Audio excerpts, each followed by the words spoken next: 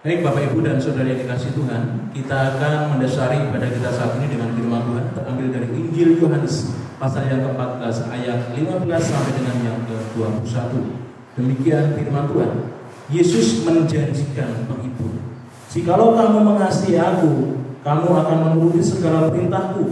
Aku akan minta kepada Bapa, dan Ia akan memberikan kepadamu seorang penolong yang lain, supaya Ia menyertai kamu selama-lamanya, yaitu Roh kebenaran.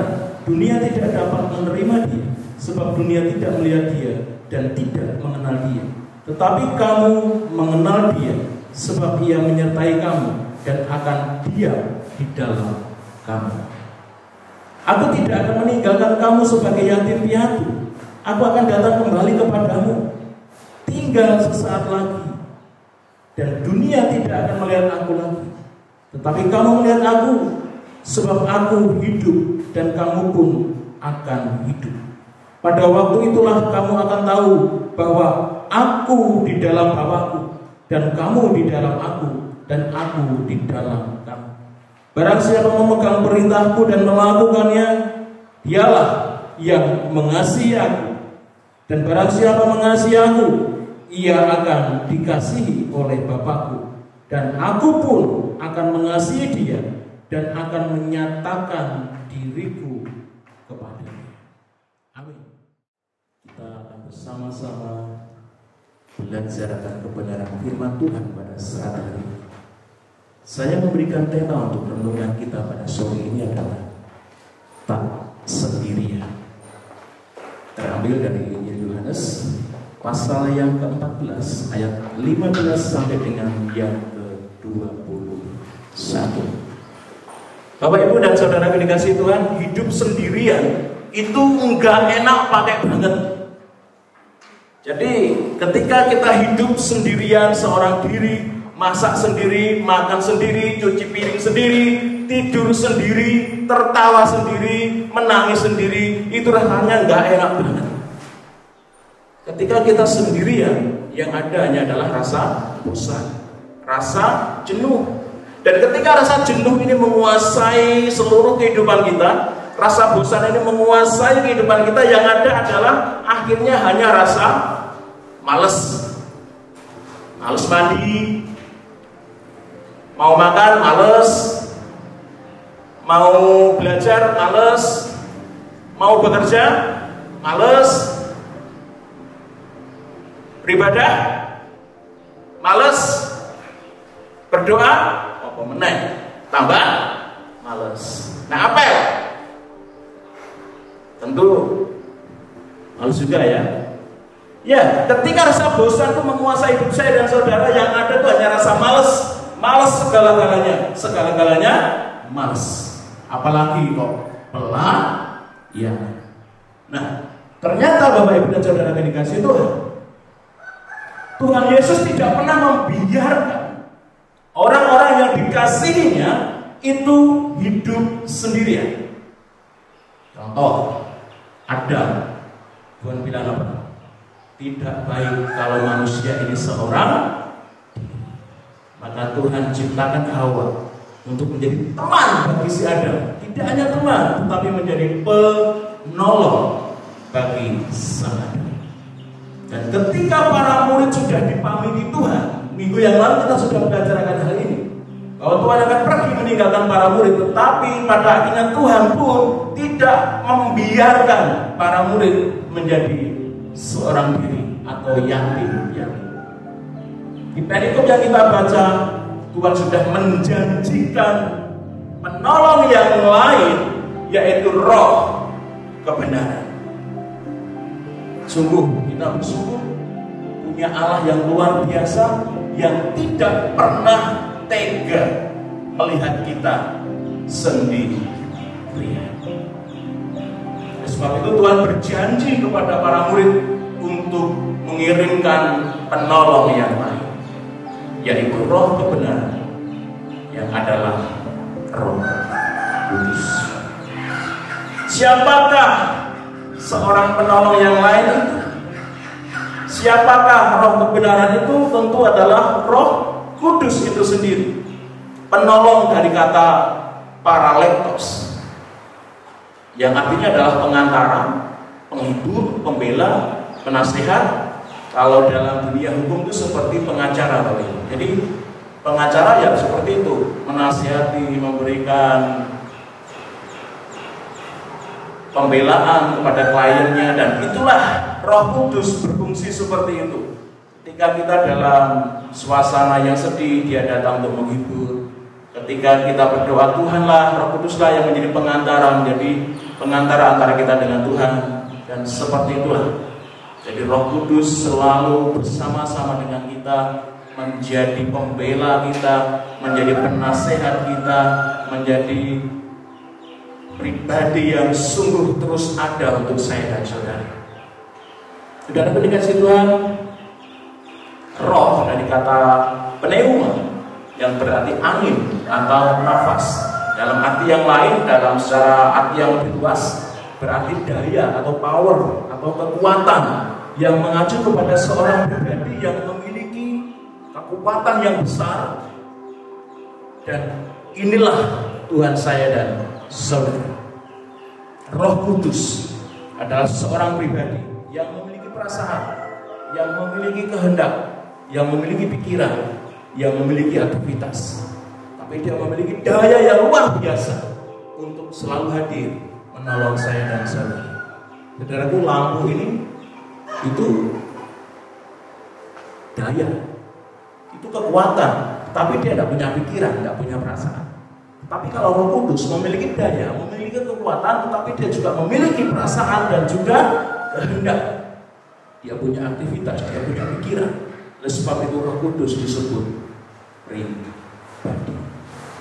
Jadi penolong yang lain, roh kebenaran yang Tuhan janjikan kepada para murid adalah pribadi yang sungguh luar biasa, memiliki kuasa, memiliki daya, dan selalu bersama-sama dengan para murid dan tinggal di dalam para murid untuk selama-lamanya.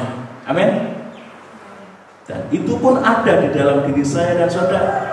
Ketika saya dan saudara menerima Roh Kudus di dalam kehidupan kita, maka Roh Kudus yang memiliki kekuatan, yang memiliki daya, yang memiliki perasaan, selalu ada di dalam kehidupan panjenengan dan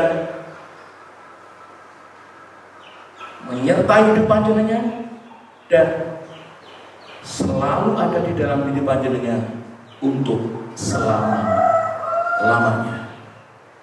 Roh Kudus adalah Roh Allah sendiri, di mana Roh Kudus yang akan terus menjadi pemimpin di dalam hidup saya dan saudara, di dalam mengikut Tuhan.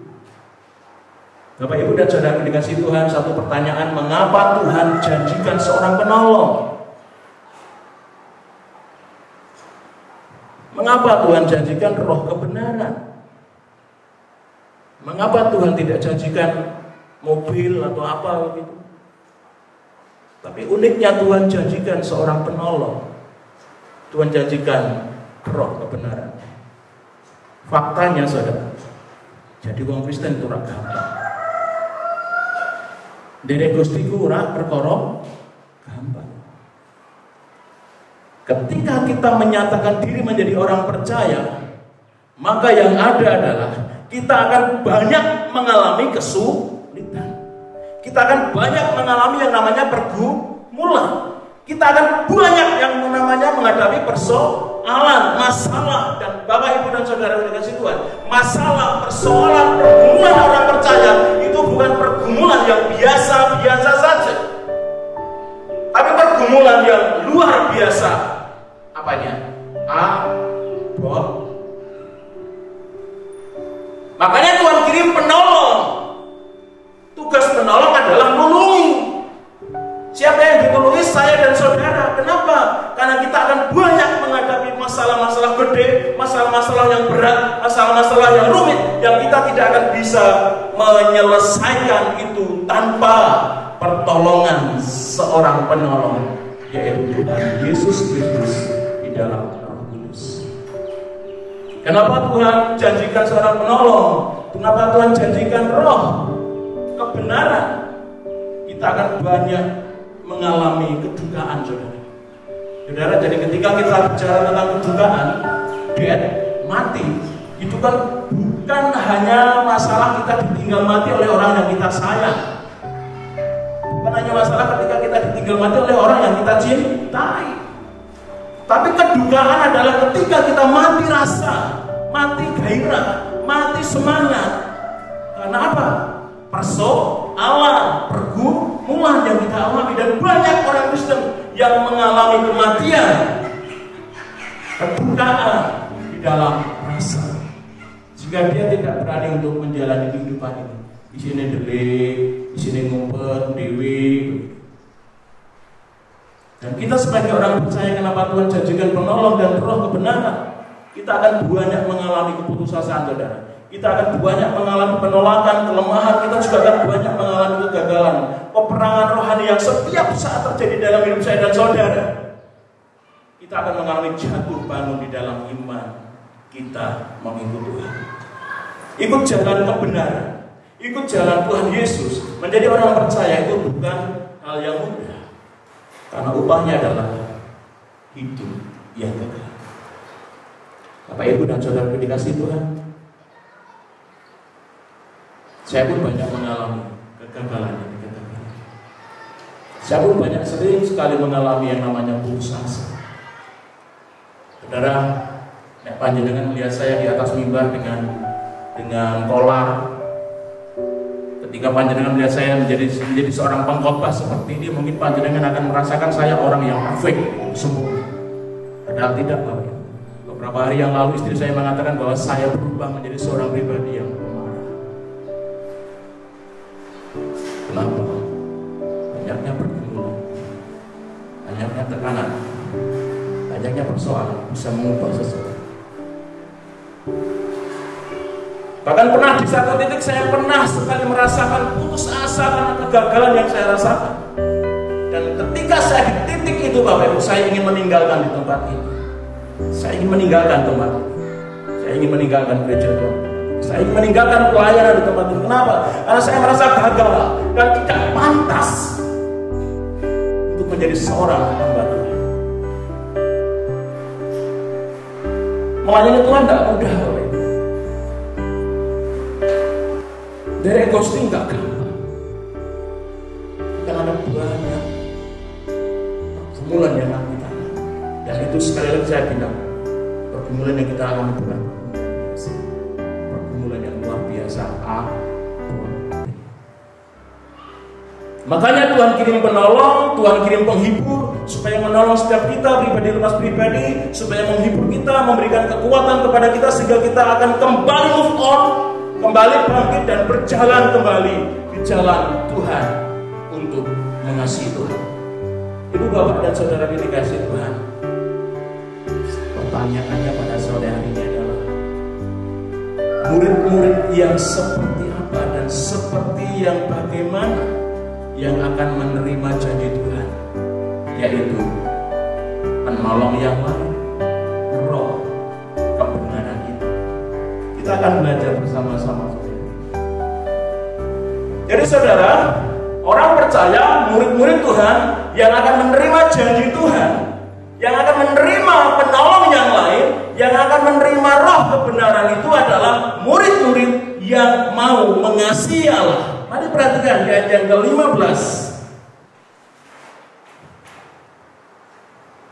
Jikalau kamu mengasihi aku,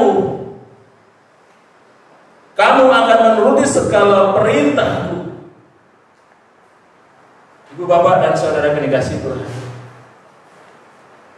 jadi orang percaya yang akan menerima janji Tuhan, akan datangnya penolong atau Roh Kudus, roh kebenaran ini adalah setiap orang percaya atau murid-murid Tuhan atau anak-anak Tuhan yang mengasihi Allah.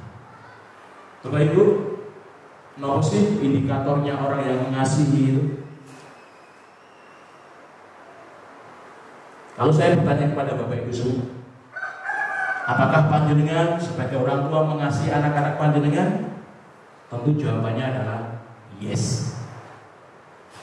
Tentu semua orang tua adalah mengasihi anak-anaknya.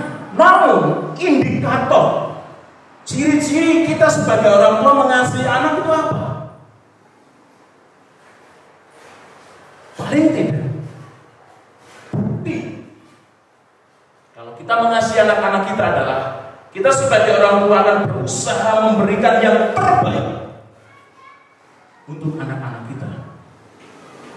Makanan yang terbaik, pakaian yang terbaik, pendidikan yang terbaik, nasihat yang terbaik, semuanya serba yang terbaik. Itu adalah bukti bahwa orang tua mengasihi anak, yaitu sekali lagi memberikan yang terbaik.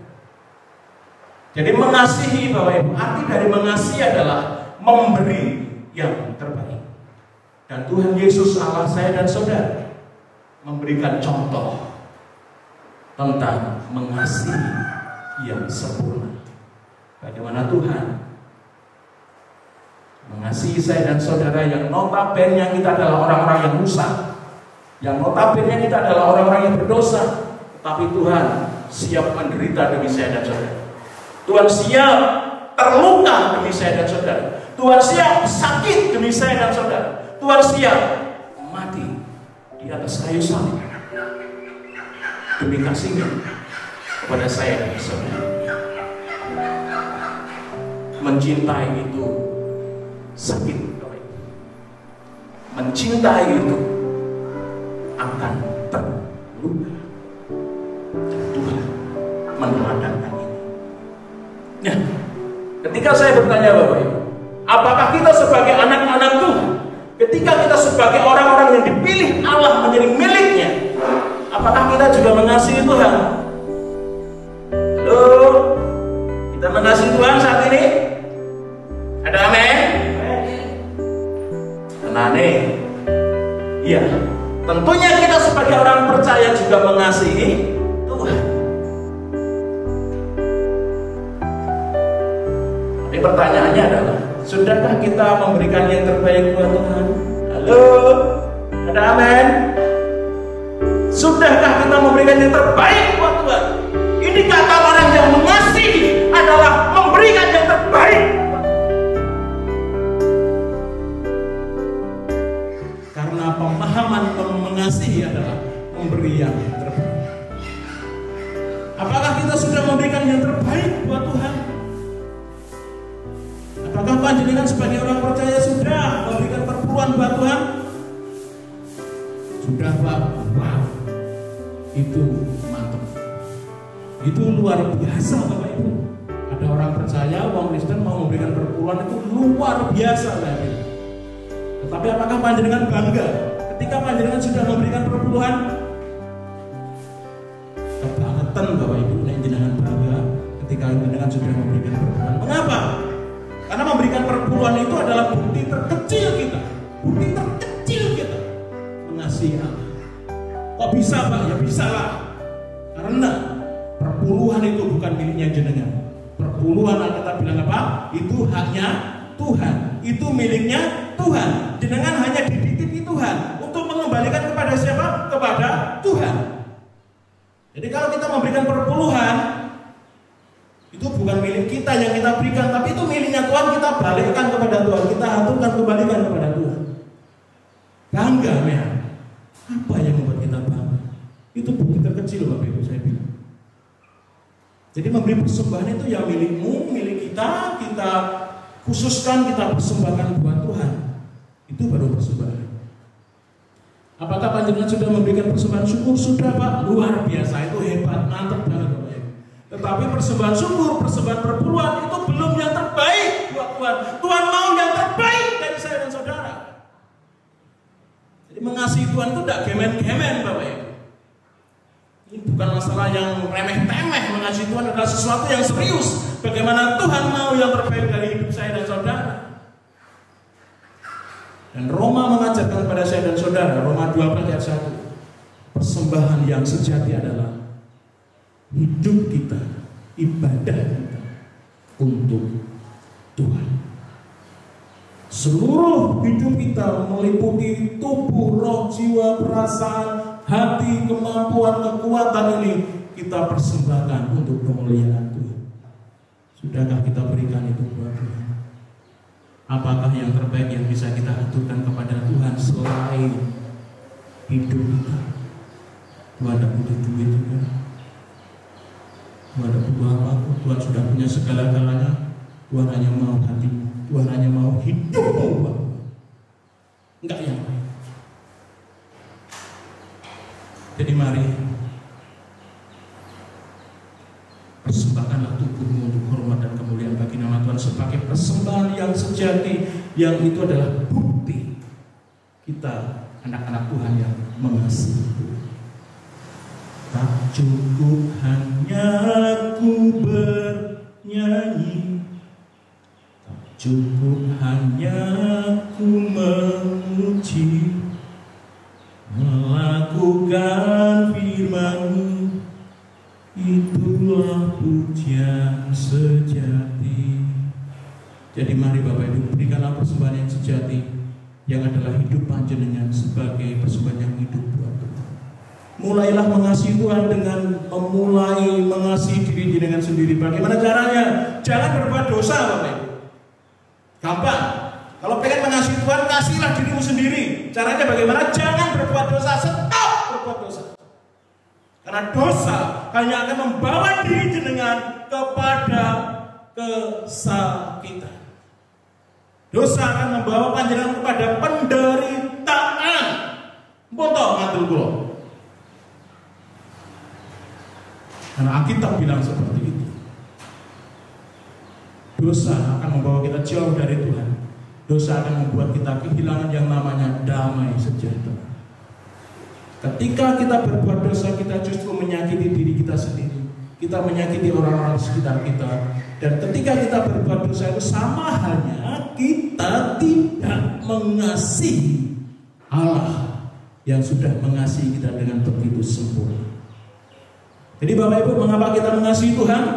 Karena nilai diri kita di hadapan Tuhan adalah ketika kita mampu menuruti Tuhan, mengasihi Tuhan.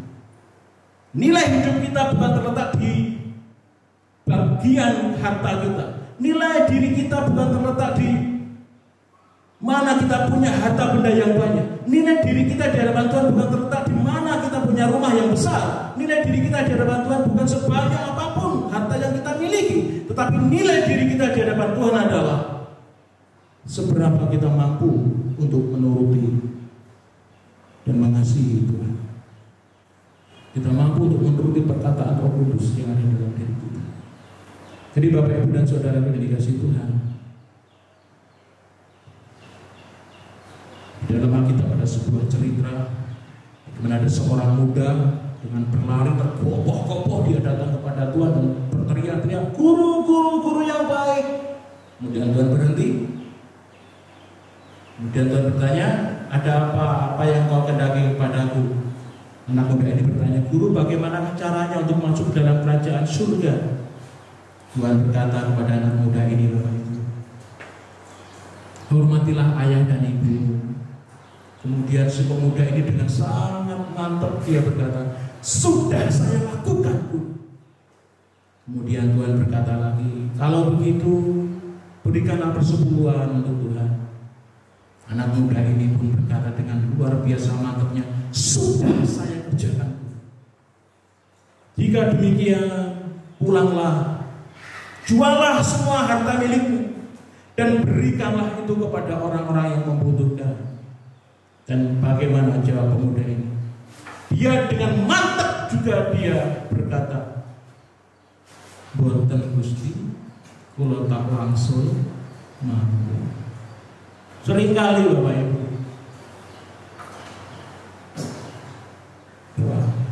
harta dunia, kekayaan dunia, hal-hal yang dunia menjadi penutup mata kita untuk memandang sesuatu yang lebih berharga dari dunia ini. Seringkali kita mengetahui bahwa harta, keduniawi, kedagingan menjadi penghalang untuk kita mau mengikut dan mengasihi Tuhan. Di mana hartamu, di situ hati, firman Tuhan begitu. Tetapi ketika Tuhan Yesus adalah harta kita, maka hati kita pun akan melekat di situ. Jadi Bapak Ibu dan Saudara kekasih Tuhan, mengasihi Tuhan bukan hal yang mudah. Mengasihi Tuhan bukan hal yang kemen-kemen. Mengasihi Tuhan adalah harus segenap hati, segenap jiwa, segenap kekuatan, segenap akal. Secara totalitas hidup kita harus mampu untuk mengasihi Tuhan, memberi yang terbaik untuk Tuhan, yaitu tubuh kita untuk persembahan yang hidup bagi kemuliaan nama Tuhan. Sulit mboten menuruti segala perintah Tuhan. Jadi tidak satu perintah Tuhan, tapi segala perintah Tuhan. Sulit napa sulit? Angel apa? Tetapi perlu kita ketahui bahwa ketika Roh Kudus ada di dalam saya dan saudara, hidup di dalam kita, menyertai kita, apakah yang sulit buat Roh Kudus? Jadi ketika Roh Kudus ada di dalam hidup kita, Bapak Ibu, menyertai hidup kita semua, masalah menuruti perintah Tuhan, segala perintah Tuhan itu bukan masalah bisa atau tidak bisa, tapi persoalannya adalah mau atau tidak mau. Ketika Roh Kudus ada di dalam diri kita, roh kebenaran itu ada di dalam diri kita, maka Dia akan memimpin kita, Dia akan menolong kita. Tapi seringkali kita tidak mau nurut sama Roh Kudus. Jadi Bapak Ibu dan Saudara yang dikasihi Tuhan, kita akan belajar pada saat ini bagaimana kita harus fokus kepada perintah Tuhan dulu. Jangan fokus kepada yang lain. Jangan fokus kepada janji Tuhan. Jangan fokus kepada berkat-berkat Tuhan. Jangan fokus pada yang lain dulu. Fokuslah kepada perintah Tuhan. Jadi gambarannya seperti ini Bapak Ibu. Istri saya pergi ke Alfamart untuk beli susu seharga 50.000 dan dengan jajan anak-anak sekitar habis 60.000. Nah, ketika belanja di Alfamart habis 60.000, maka Bu Eni ini dapat hak untuk tebus murah. Bisa kecap, bisa minyak, bisa Fanta dan lain sebagainya. Tetapi kita nggak bisa kalau ujuk-ujuk dari rumah datang ke Alfamart terus ngomong sama Mbak penjaganya di situ, Mbak, aku mau beli yang tebus murah. Pokoknya itu yang tebus murah tak beli. Tentu si Mbak penjaga kasir akan bilang nggak bisa Bu, harus belanja dulu habis 60.000 baru bisa tebus murah. Jadi Bapak Ibu dan Saudara, kita sebagai orang Kristen, kita sebagai orang percaya, kita sebagai murid-murid Tuhan, seringkali maunya adalah berkat-berkatnya Tuhan dulu. Maunya kita adalah menikmati janji-janji Tuhan dulu. Tetapi perintah Tuhan nanti. Kayak tadi, kita maunya tebus murahnya dulu, tapi tidak mau belanja yang 60.000. Seringkali kita sebagai orang percaya kan seperti itu. Jadi fokus dulu pada perintah Tuhan.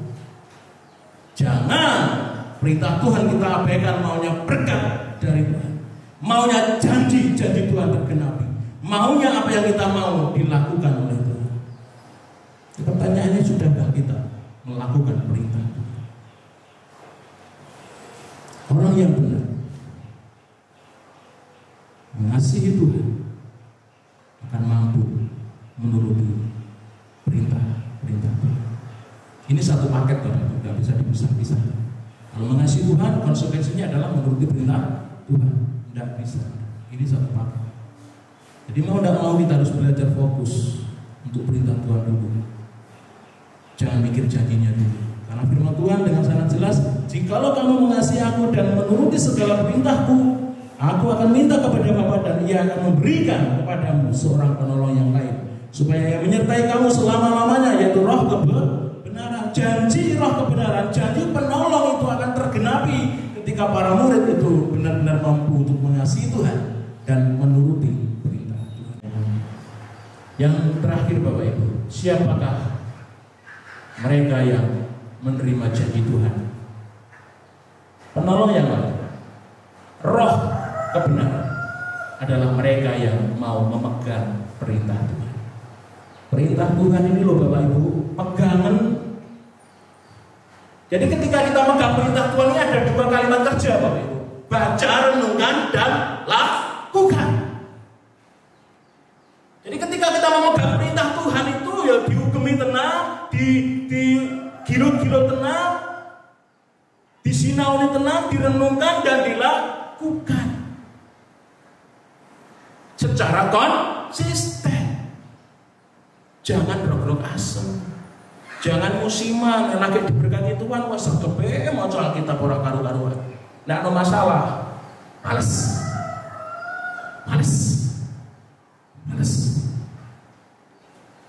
Kita sering kali seperti itu. Jadi janji Tuhan akan digenapi bagi mereka yang mau memegang perintah Tuhan. Memegang perintah Tuhan artinya apa? Merenungkan firman-Nya dan melakukan firman. Orang yang memegang perintah Tuhan akan dikasih Allah dan dia akan melihat Allah. Kita akan melihat Allah. Artinya begini Bapak Ibu, ayat 21 kita akan baca.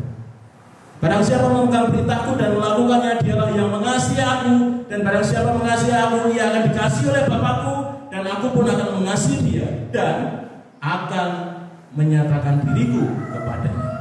Tuhan bisa menyatakan dalam kehidupan kita Bapak Ibu, setiap hari, setiap saat, setiap waktu. Bukan terus Tuhan ujuk-ujuk cuma berbentuk di hadapan jenengan. Maksudnya Tuhan ada menyatakan dirinya dalam hidup jenengan adalah ketika kita ada masalah di ibu, kita ada masalah di keluarga, kita ada masalah diberikan semangat. Tuhan kadang hadir dengan teguran, kadang Tuhan hadir dengan nasihat, kadang Tuhan hadir dengan berkat, kadang Tuhan hadir dengan sakit. Ada banyak model Tuhan bisa caranya datang di dalam kehidupan percaya. Tetapi berbahagialah orang yang melihat Tuhan, orang yang bisa merasakan kehadiran Tuhan dalam hidupnya adalah orang yang paling bahagia di dunia. Jadi kebahagiaan orang percaya adalah hidup yang mau menuruti perkataan Roh kebenaran, Roh Kudus. Jadi kebahagiaan menurut Kristen berbeda dengan kebahagiaan menurut dunia. Kalau kebahagiaan dunia pokoknya duitnya akeh, bojone akeh, ngoten iki. Pokoknya duitnya akeh, barangnya akeh itu bahagia. Tetapi kebahagiaan menurut iman Kristen adalah ketika pribadi orang percaya itu mau menuruti perintah Tuhan. Jadi kalau mau bahagia Bapak Ibu datang saja ke ahlinya. Kalau ahlinya fotografer, ahlinya media, ahlinya obat, ini orangnya Pak Agung. Kalau ahlinya drum, ada Mama Ben. Kalau ahlinya piano, ada Odana. Kalau ahlinya nyanyi, ada Tante Mila dan Tante Abi. Ahlinya Surige,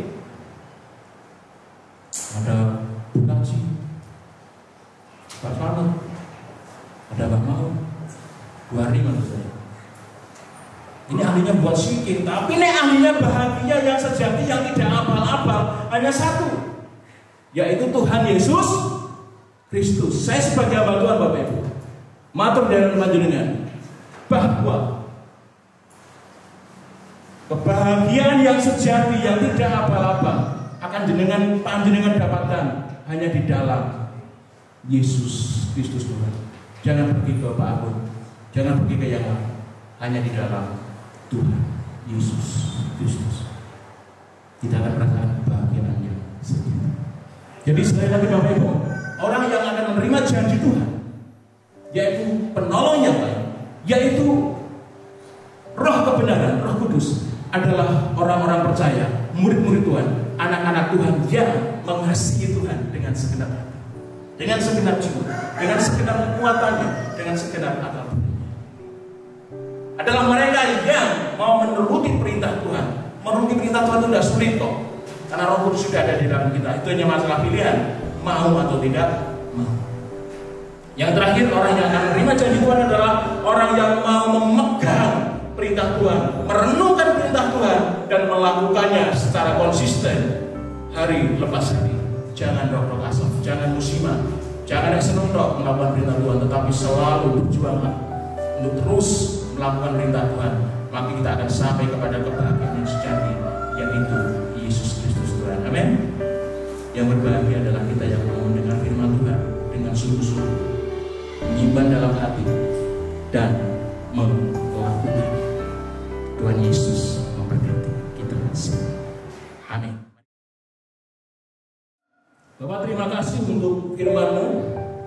Tetapi kami percaya Tuhan, Roh Kudus akan terus memberikan pemahaman kepada diri kami, sehingga kami akan semakin dimengertikan akan kebenaran rahasia firman-Mu ini, sehingga kami akan terus hidup di dalam kasih-Mu, di dalam firman-Mu, sehingga akan terus menikmati kebaikan-Mu, dan kami akan menikmati kebahagiaan yang bukan abal-abal, tetapi kebahagiaan yang sejati, yang itu hanya bersumber ketika kami menuruti Engkau, Roh Kudus Tuhan Yesus Kristus. Terima kasih Pak, dalam nama Yesus kami berdoa. Haleluya.